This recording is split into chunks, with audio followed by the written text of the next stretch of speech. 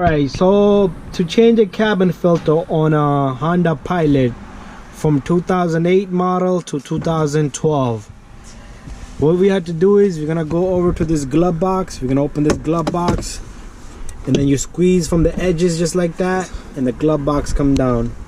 And then you're gonna have access to this tray, which you press edge to edge, and this tray comes out, and then you have the cabin filter in there.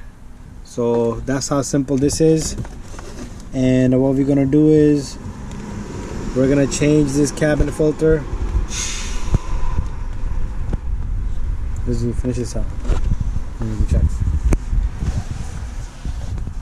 And this cabin filter you should also change every 10,000 miles. And this is the filter that gives you the AC and heat inside. The air travels through this. You always want to follow this arrow sign right here. See that arrow sign, airflow? There's going to be a sign similar to this on the filter. Just like that. You see the sign right there? Bring it closer.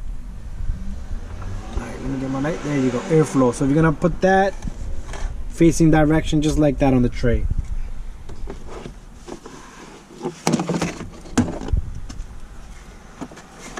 So the arrow has to be facing down.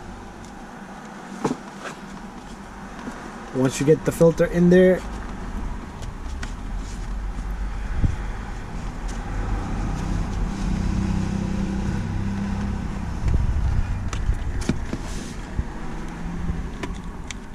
there's like a groove in there where the filter slides into. That's going to keep the filter spread edge to edge. Just like that one right there. You're going to get that in there. Once you have that in there, the filter is not going to move and there's not going to be extra escape of the air. And then you simply take your filter, slide it back. It's going to click in there, and you pull up the glove box, and that's it.